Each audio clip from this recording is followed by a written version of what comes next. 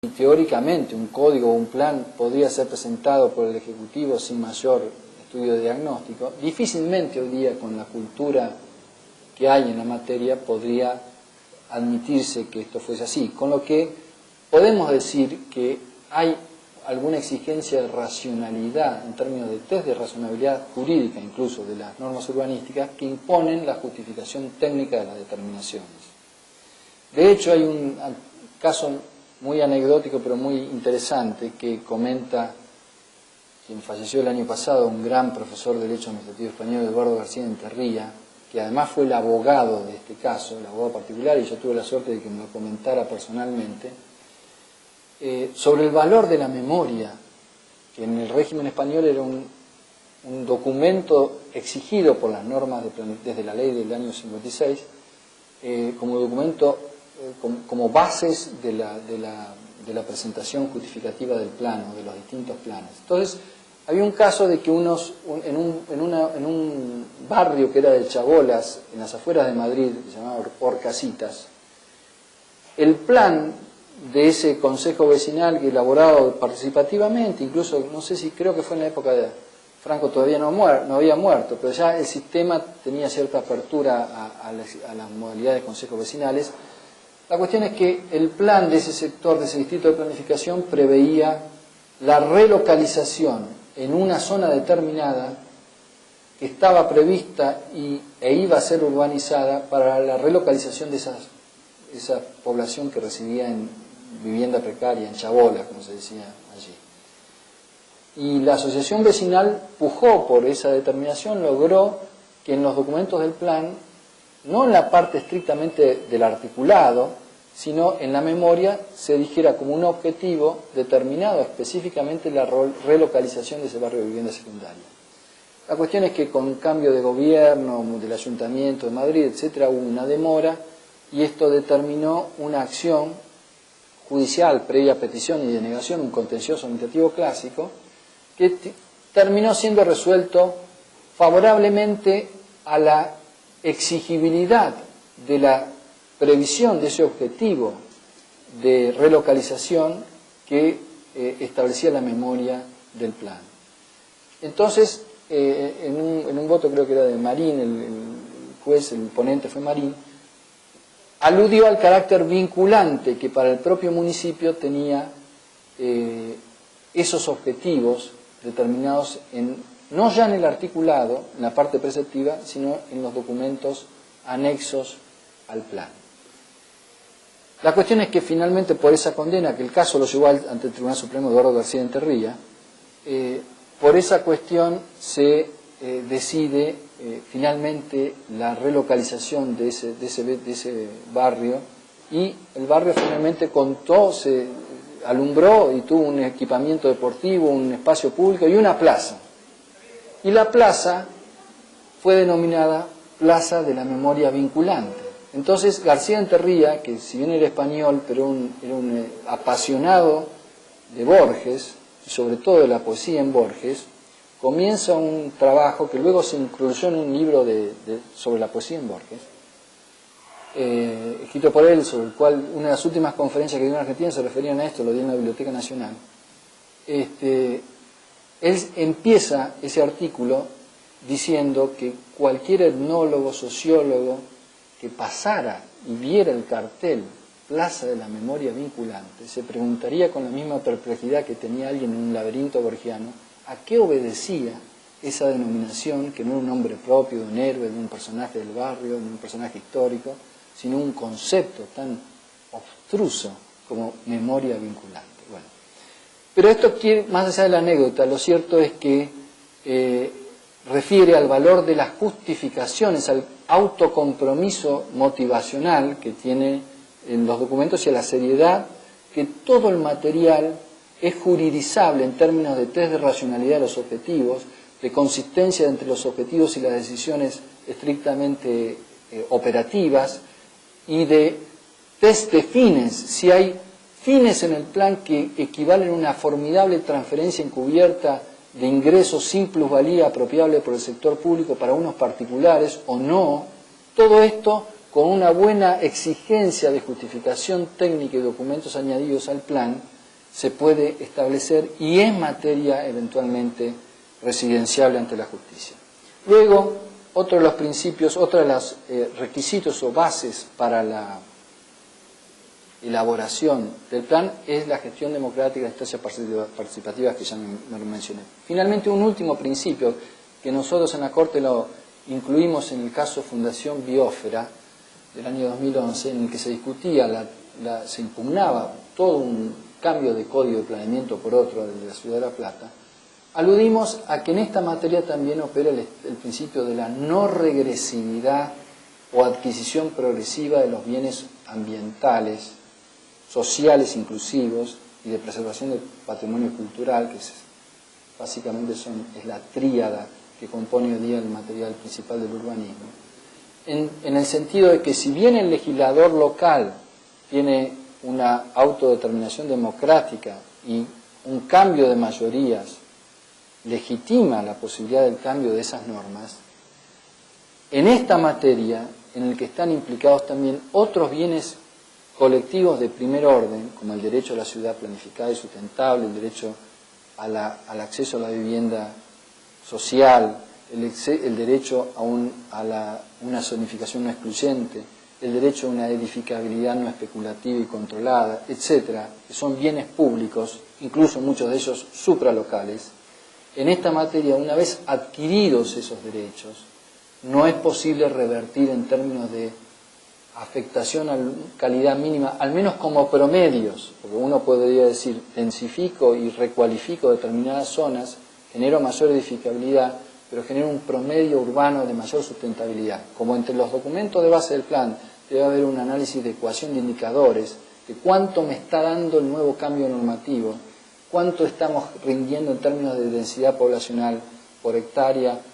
o por área, cuánto estamos generando en balance de espacio público, espacio edificado, cuánto estamos mejorando en términos de capacidad edificatoria, cuánto estamos mejorando o variando en términos de ahorro, capacidad energética de las edificaciones, etcétera.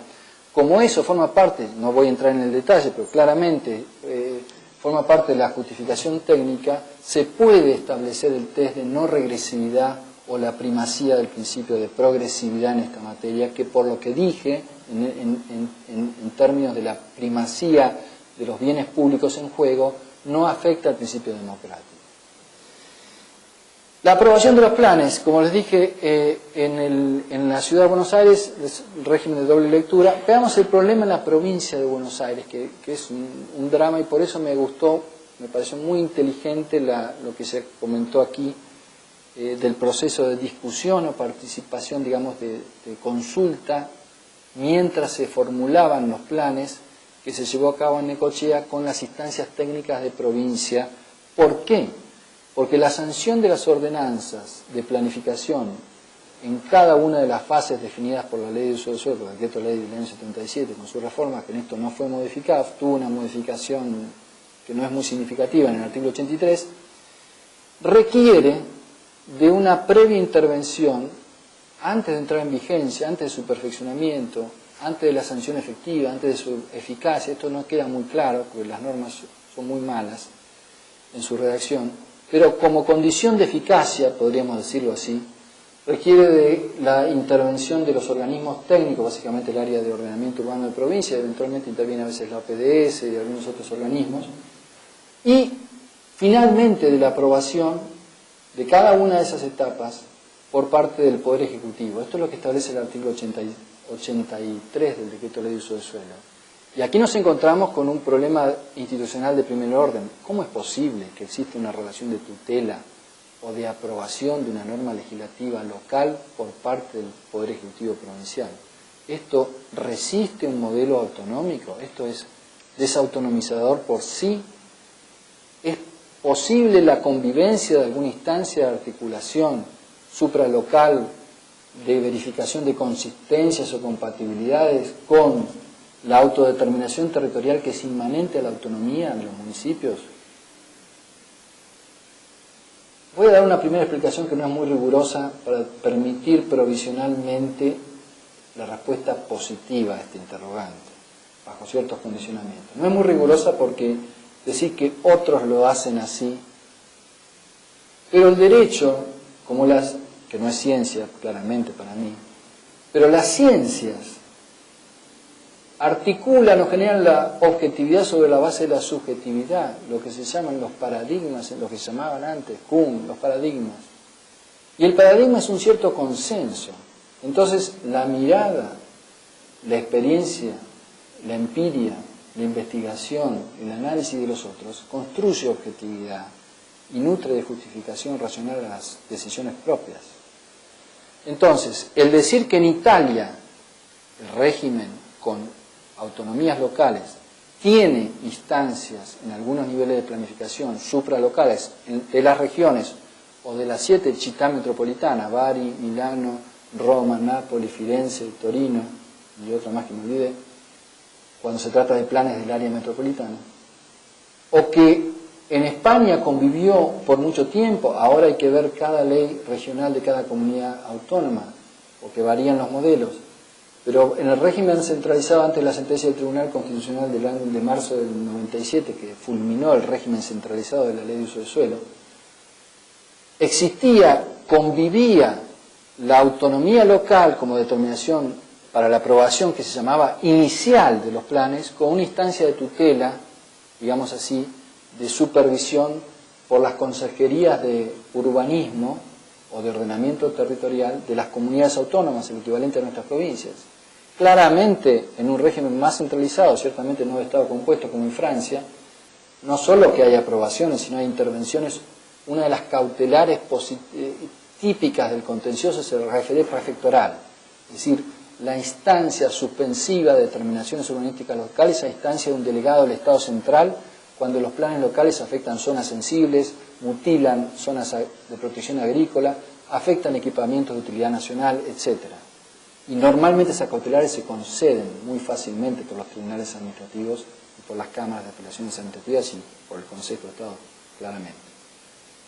Es decir, tenemos modelos en los que convive la autonomía local con instancias supralocales, justamente por aquella exigencia de racionalidad que les mencioné antes. No puede haber una soberanía para hacer cualquier cosa en esta materia. ¿Por qué? Primero porque se pueden afectar fines extra o supralocales, interferir con planes de infraestructura no municipal, de servicios incluso nacionales, las telecomunicaciones, por ejemplo, o los puertos, que pueden ser provinciales o locales en unos casos, pero que son equipamientos que pueden exceder el marco local, o porque estamos en presencia de determinaciones que están enclavadas o impactan en una geografía pluridistrital o pluripartido, como el área metropolitana, o que sin ser un enclave metropolitano afectan por la localización que define el plan de un municipio, afectan o impactan sensiblemente el territorio de otro. De hecho, a partir de la descentralización urbanística regulatoria que se produjo por la anulación del régimen nacional de la Ley de Uso del Suelo española del 90-92, con la sentencia que le mencioné del Tribunal Constitucional en el año 97, que determinó que cada comunidad autónoma dictara su propia ley de uso del suelo y que 2/3 al menos de los capítulos materiales del urbanismo pasaran de ser regulados por la nación española a ser regulados por el equivalente a nuestras provincias, que son las comunidades autónomas. A partir de allí se empezó a hablar del dumping territorial o del dumping urbanístico. Entonces, es claro que una determinación territorial de un municipio también puede impactar y sensiblemente en otro. Y como el régimen de la ley de uso del suelo no tiene una instancia de participación previa de los municipios, hay que asumir que esa modalización de la participación, que es indispensable no solo de los municipios, sino de los entes públicos nacionales y de los sectores en general en la elaboración, que no está dada, pero hay que asumir que esa instancia se pueda plantear en la fase de revisión provincial de los planes, que no es la mejor forma, pero todo esto que les acabo de decir al menos pone en discusión el argumento conceptualista típico del derecho hoy día, típico del derecho hoy día en la Argentina, típico del derecho hoy día en la Argentina en las facultades de derecho y en la justicia,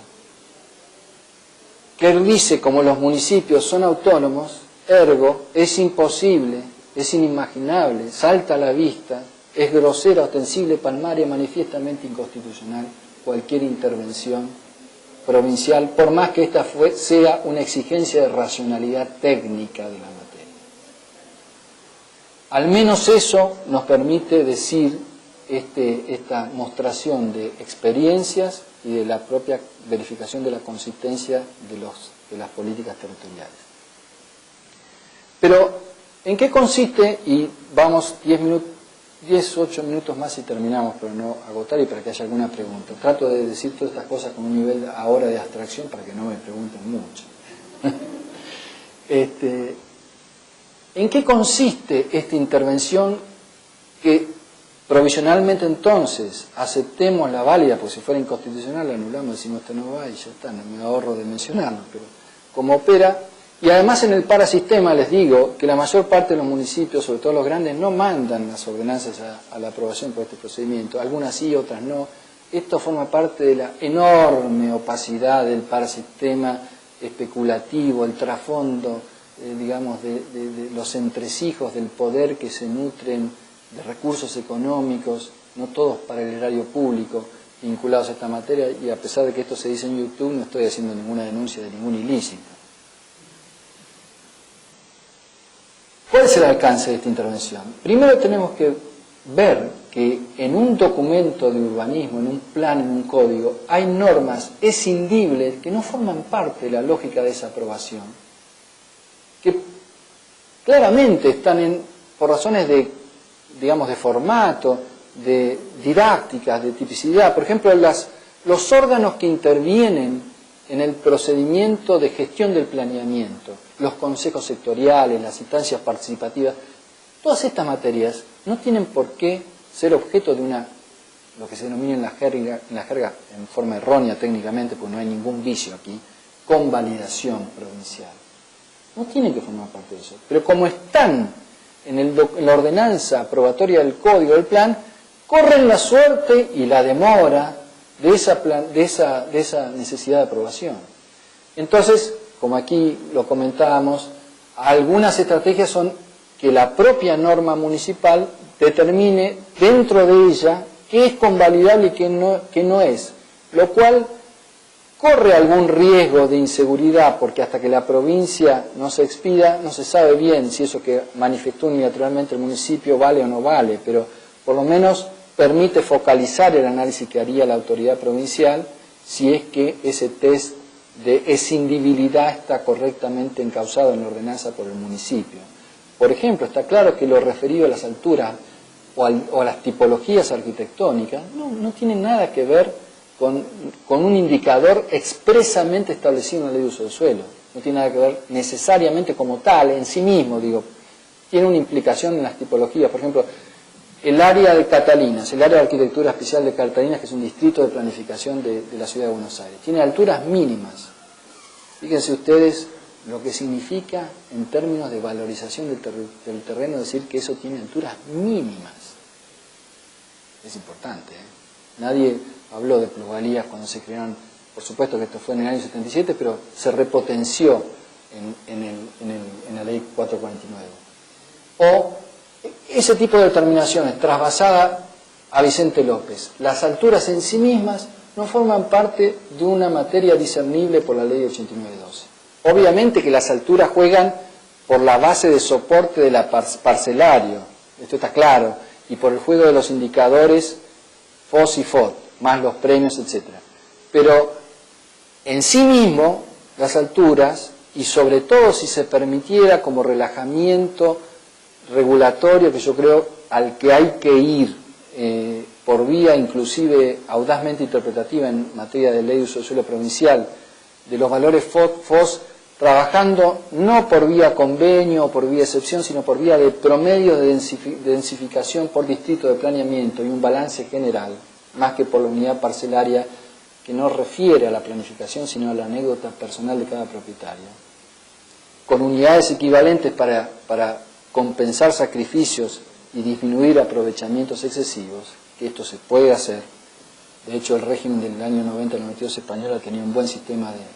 unidades equivalentes, de capacidad edificatoria. Digo, las alturas, las tipologías, hay ciertas normas que son escindibles de la aprobación y que muchas veces, porque se manda todo junto, hasta pueden formar parte de un pronunciamiento provincial que ese sí es claramente inadecuado en términos de la propia ley de uso del suelo. Otra cuestión que debemos tener, que esto tiene que ver con los contenidos a aprobar. Otro tema es, ¿qué se aprueba? La primera norma, la norma que modifica la primera, se aplica el principio del paralelismo de formas y de competencias, con lo cual a toda sanción y aprobación conforme a un procedimiento debe necesariamente seguirse el mismo. Cualquier enmienda menor, instrumental, meramente episódica, que no transforme la realidad significativamente, o lo que dicen los franceses, que no altere la economía general del plan, requiere de una aprobación extralocal, o el margen de automaniobra que hay que esta vez sí aceptar en los municipios permitiría, si sobre todo se utiliza un buen diseño, que el propio plan local estableciera un estándar de adecuaciones sencillas o de reformas más expeditivas, de trámite express, por así decirlo, o solo local, sin ningún tipo de injerencia local. Yo creo que esto tiene que ser una vía. Ahora, esto es lo formal. En lo material, ¿cuál es el alcance de la intervención de la provincia en esta materia? Estamos hablando de normas urbanísticas locales y una instancia, llamémosle, para salir del paso, tutela de consistencia y tutela de legalidad.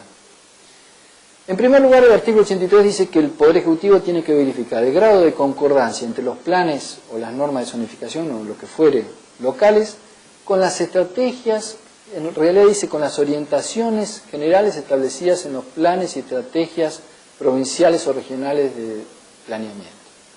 Y la provincia no tiene ni planes, ni estrategias, ni orientaciones, ni generales, ni sectoriales aprobadas y reconocibles. Entonces, ese contraste es materialmente no factible. Entonces ya tendríamos un primer nivel de dilución o evaporización de ese testeo. No se puede confrontar con lo que no existe. De hecho, nosotros resolvimos así el caso Municipalidad de Ensenada contra Provincia de Buenos Aires contra Municipalidad de Ensenada, en virtud del cual la provincia cuestionaba una inhibición del uso para establecimientos de espacios de atención de menores en conflicto con la ley penal, porque usted, Provincia de Buenos Aires, no estableció un plan de localización de esas infraestructuras, como sí lo hizo, por ejemplo, el Poder Judicial con sus propias infraestructuras para complejos judiciales y se aprobó por ley de la legislatura hace algunos años atrás.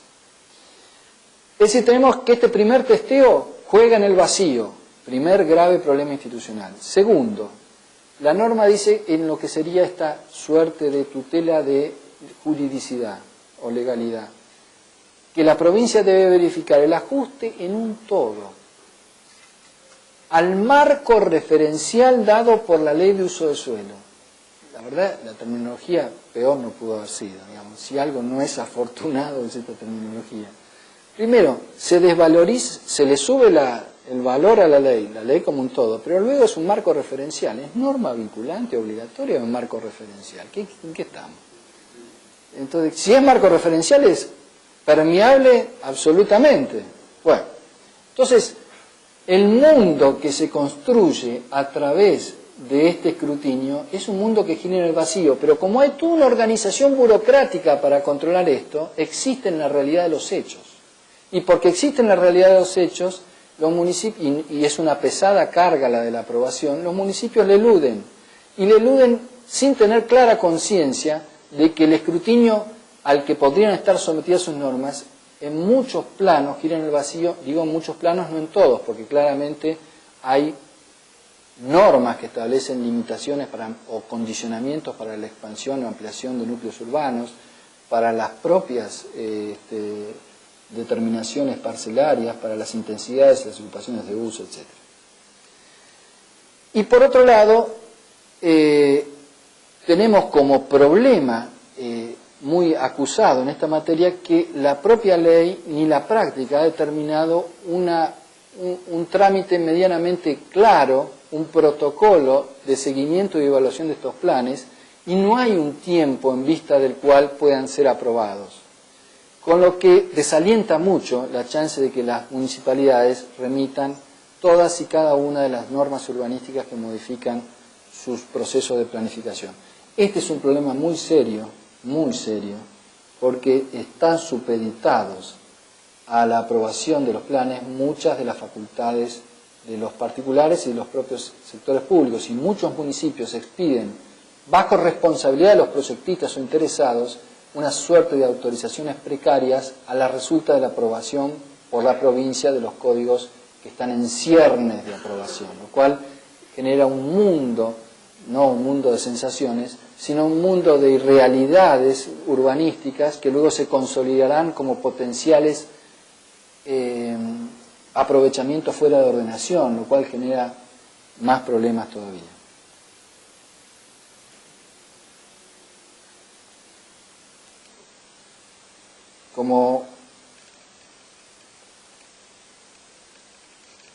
Como ya se me está pasando mucho el tiempo, voy a mencionar dos o tres conflictos, o dos conflictos en materia de zonificación, o mejor dicho, uno. Voy a referirme al problema que les mencioné de la no segregación de la zonificación y la previsión de espacios para vivienda asequible. Este caso, Mont Laurel, es un caso que tuvo dos pronunciamientos de la Corte de New Jersey, del Estado de New Jersey. El primero en el año 75, el segundo en el año 86. ¿De qué se trataba el asunto? Mont Laurel era un distrito bucólico, extraordinariamente florido y verde, pacífico, del nivel ABC1, digámoslo entre nosotros, de una vida tranquila, vivienda unifamiliar, tipo ciudad jardín, etc., cuyas normas urbanísticas exigían tan generosas dimensiones parcelarias,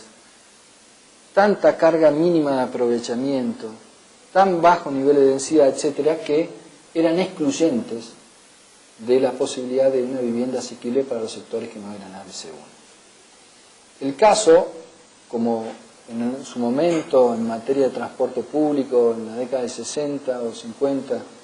se hizo por miembros de la comunidad afroamericana, lo inició asistida por una ONG, Ethan Lawrence, que era una mujer afroamericana de 41 años, enfermera del tiempo medio, que planteó la circunstancia de la inviabilidad de poder acceder a cualquier oferta de vivienda sobre la base de lo que el plan determinaba que debía ser la oferta de vivienda. Hubo una discusión muy relevante en ese proceso sobre el alcance de la igualdad, no como distinciones, categorías, test de ausencia de iniquidad manifiesta o de irrazonabilidad o de arbitrariedad en las clasificaciones, es decir, el test medio de la igualdad, sino en términos de igualación de oportunidades vitales o algo más parecido a algún tipo de acción afirmativa para incluir a los excluidos en el derecho a la ciudad. Y así fue que hubo una primera decisión descalificatoria que identificó el problema de la exclusión y tuvo como una especie de reenvío para la adecuación de las normas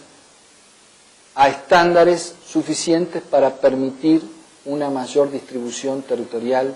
de tipologías y características de vivienda que permitieran el acceso a todos los sectores de la población. El municipio fue renuente, etcétera, o las autoridades del condado, no recuerdo bien, y esto derivó una especie de nuevo proceso, como si fuera por incumplimiento de la sentencia o insatisfacción material,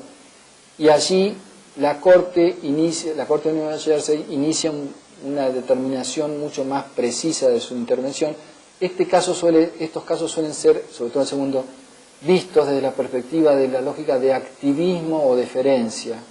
pero a mí lo que no me interesa tanto esa discusión. El activismo, ¿por qué? Porque lo que determinó el tribunal fue establecer una especie de nuevo plan elaborado por expertos designados por la Corte, que determinó porcentajes necesarios de suelo e incluso sugerencias de localizaciones para estos barrios de vivienda multifamiliar. Entonces se lo mira como una especie de intervención sustitutiva de los jueces sobre las determinaciones de los electos democráticos o de los gobiernos locales. Pero más que eso, lo importante es que el tribunal consideró que, probada la condición excluyente, no inclusiva de la zonificación, o mejor dicho, más que probada, alegada esa condición de las normas de zonificación, que también se dieron en varias ciudades con determinadas, por ejemplo, en la determinación de usos se dio en Manhattan, que excluían cierta población asiática de áreas centrales y entonces se excluían los usos típicos de los asiáticos, las tintorerías, etc. Esto ocurrió en la práctica. Habían discriminaciones raciales o étnicas detrás de las normas urbanas. Bueno, por esta razón el tribunal operó con la categoría sospechosa, utilizó ese tipo de distinciones o de omisiones como una categoría sospechosa, desigualitaria, discriminatoria para ese rango poblacional. Me parece que en ese sentido tiene valor ese plan, en suma, ese precedente. En suma, como vimos, las normas del derecho urbanístico encausan con distintos niveles de densidad y predeterminan el planeamiento y la gestión. El plan dentro de estos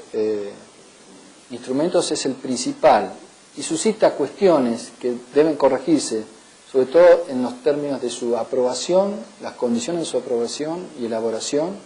y las condiciones o características de su reforma. El sistema de excepciones, por razones de tiempo, no lo voy a mencionar. El esquema de la provincia de Buenos Aires, con haber sido un avance para la época, hoy día está vetusto, no ha sido permeable al reconocimiento de los poderes democráticos, ni tampoco permite la convivencia adecuada entre un reconocimiento al menos de un mínimo de autogobierno autonómico municipal con algún nivel de consistencia o de verificación de las compatibilidades o la interdicción de efectos lesivos de los planes hacia fines extralocales o de otros municipios o intereses extralocales o de otros municipios. El replanteo de esto puede venir por la agregación de normas como la ley del hábitat, que tiene algunos efectos técnicos, esto me sería otra charla, pero por ese lado vienen los tantos, adecuarlo en términos de mayor contemporaneidad a nuestro régimen. Cada caso que genera esta materia suele ser un mundo, pero para resolverlo, la mirada, cuanto mayor densidad regulatoria, menos deferencia permite en la fase aplicativa y posibilita que los jueces puedan resolver efectivamente los conflictos. Los contenidos tampoco son neutrales,